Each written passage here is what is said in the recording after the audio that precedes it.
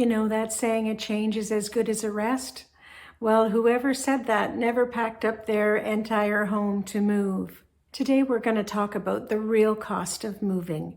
Not just the boxes and tape, but the financial, emotional, and physical toll it takes when you're renting and moving from one home to another. Because if you're upsizing, downsizing, or just ready for a new view out the window, moving almost always costs more and drains more energy than you think. Hi, I'm Susan and welcome to the channel. Today I'm going to focus just on rentals and rental properties because buying and selling properties is a whole other ball of wax with all of its unique situations and complexities. So today we're sticking to the realities of moving for renters. Let's start with the obvious: money. Even if you've done the math and prepared carefully, there's a whole list of potential costs that may sneak up on you. First of all, you'll need first and last month's rent for your new place, and that in itself is a huge hurdle for many people. And just as important, make sure you give your current landlord at least 60 days notice before you plan to move. If you don't, you could end up paying for an extra month of rent at your current place. I learned that the hard way when I moved out of my first apartment. I was a rental newbie, and I thought if I gave my notice on the first day of the second to last month that I was covered. But it turned out that mistake cost me an extra month's worth of rent. So here's how it works. If you plan to move out by September 30th, you need to give your 60 days notice before the end of July. That way your 60 days covers August and September. Okay, so you've paid your first and last month's rent on the new place, and you've given your 60 days notice on the old one. Here are a few other expenses you'll need to plan for.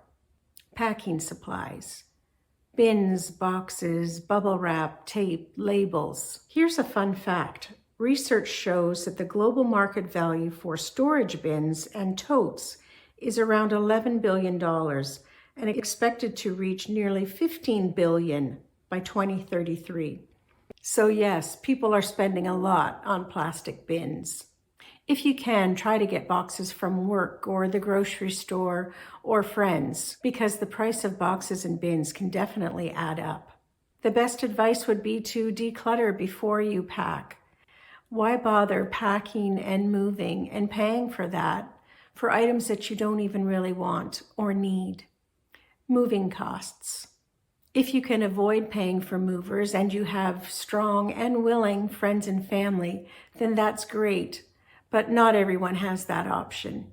The last time that I moved was the first time that I actually hired professional movers, and I found out it's not cheap.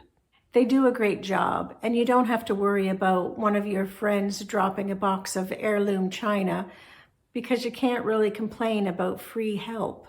But if you're hiring movers, you definitely will pay for that expertise and peace of mind. I moved just half a mile down the road from the apartment I was in to the townhouse where I am now. So thankfully, I didn't have to pay for mileage fees. I don't own much. I like to say I'm almost a minimalist, but I have enough heavy items that I didn't want to burden friends and family, literally, by asking them to haul this stuff up a couple of sets of stairs and down an elevator. So for 5 hours, 2 movers, packing the heavy things, driving only half a mile, unloading and placing the big items where I wanted, it was $800, and that didn't include the tip. And that's just the going rate. I did shop around. On average, movers for a 1-bedroom apartment can cost anywhere from a few $100s to over $1,500 per day, depending on the hourly rate, the number of movers, and services included. So a typical 1-bedroom move could cost anywhere from $300 to $800, as mine did, with a 2-bedroom apartment costing could be up to $1,500. And prices would jump if it was a weekend or a holiday, if there were extra stairs, if there were several miles involved. Yes, asking friends and paying them in drinks and pizza is cheaper. But if you do that too often, you may notice that everyone's busy the next time you plan to move. Even then, you still might need to rent a moving truck, which could cost anywhere from $25 to $100 per day. For me, paying the movers to put the big items exactly where I needed them was absolutely worth it. But it was a big line item in the budget. And then there's cleaning. Your old landlord may require a professional clean before returning your deposit, and you might want to clean your new place before moving in. The standard fee for cleaning a one-bedroom apartment in this area is about $150 to $300 depending on the size. Prices depend on size, condition, and whether you need deep cleaning or extras like carpet cleaning. If you're not going to pay for a professional clean and you're going to do it yourself, then factor in the price of extra cleaning supplies and definitely factor in the price of your time and your energy. Storage and junk removal. Storage units can be useful, say, if your new place isn't ready yet, or if your couch just isn't going to fit through the door or up that set of stairs. And if you're downsizing or in transition, then storage can buy you time while you sort through your belongings.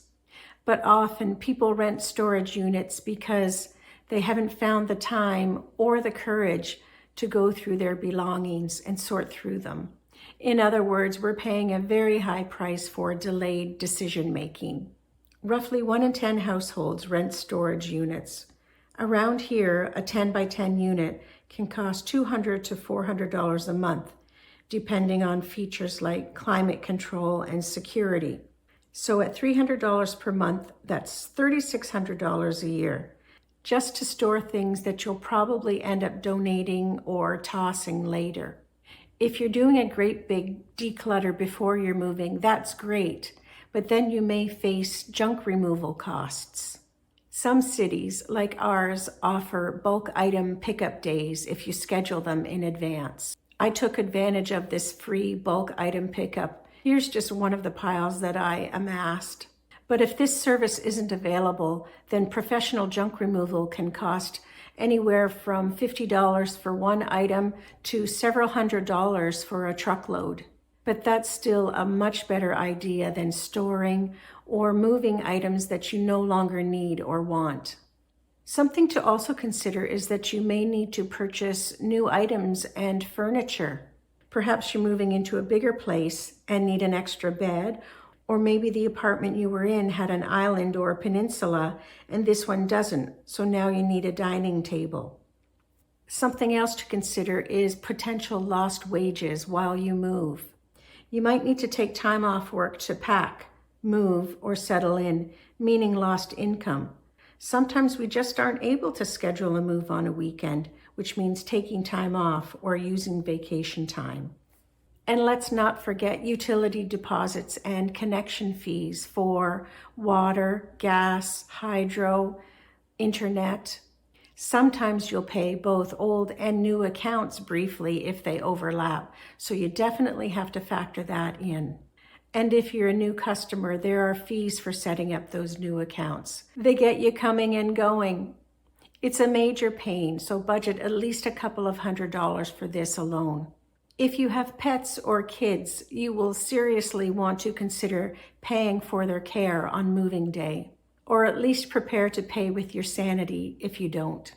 By the time you've covered deposits, cleaning, movers, storage or removal, and potential lost wages, moving will feel like you're paying rent 2 or 3 times in 1 month. Now let's talk about the physical toll.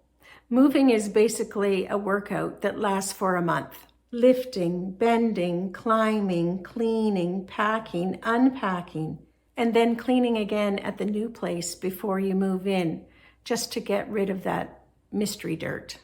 Even if you're reasonably fit, moving can leave you sore for days, and muscles that you didn't even know you had will ache. I'm quite stubborn. The last thing I want to do is ask people for help. But that usually means that I do overdo it, I end up hurting something, and I pay for it for weeks. It's exhausting. You're probably running on too little sleep, and you're probably trying to get it done way too fast. Just the endless to-do list in your head can sap all of the energy right out of you. So it's not just your wallet that takes a hit, your body does too. The emotional cost. And then there's the part that people rarely talk about, the emotional side. Even if you are moving by choice, there's usually a little bit of sadness mixed in with the excitement.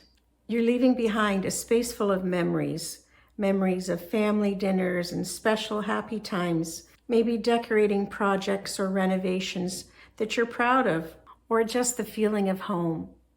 And if you're moving farther away, then you're going to be saying farewell to family, friends, neighbors, all of your close relationships, as well as your favorite grocery store, your doctor, the coffee shop that knew your order. And then comes the adjustment period. You may need to find a new doctor, dentist, hairdresser, a new job. This can all be very stressful. You'll spend weeks figuring out which light switch controls what, and which day is garbage day, meeting new neighbors and getting the lay of the land. It takes time to feel at home again. Moving, in many ways, is a huge life transition. It's not just about moving belongings and household items. It's about identity and routine. So you have to give yourself time to settle emotionally and physically as well. So what can we do to make it easier? First, plan ahead financially. Make a detailed list of every possible expense. From packing supplies to tips to restocking your fridge and pantry, and add a buffer for surprises. Because there will be surprises. Whatever you think it might cost, plan that it might even cost up to double of that. Second, start early. Declutter before you start packing. You'll have only the things that you truly want and need, and that's a nice way to start out in a new home. Third, try to schedule your move midweek or mid-month when movers are often quite a lot cheaper. Fourth, take care of your body. Stretch, hydrate, rest, and don't try to do it all in one day. Yes, you could assemble that bookshelf at 11 p.m., but should you? And finally, acknowledge the emotional side. Give yourself permission to feel nostalgic, tired, and overwhelmed. It's normal. Change is hard, even when it's good change. Take some time to explore your new area. Find a new favorite cafe, meet your neighbors, walk around the neighborhood if you can. Slowly, it'll start to feel like home. So the real cost of moving isn't only about money. It's about energy, time, and just about every emotion that you could feel. It's one of life's adventures that tests your patience, your stamina, and your tape supply. But once you're settled, there's nothing quite like waking up in your new place and feeling like, yes, that was all worth it. If you've recently moved or are planning to, let me know in the comments what has surprised you about the process and the cost. Were there expenses and costs that snuck up on you? Did I miss any in my list? Thank you for spending this time with me. I'm so glad that you did. I hope your day is filled with peace and positivity wherever you call home. Until next time, take care.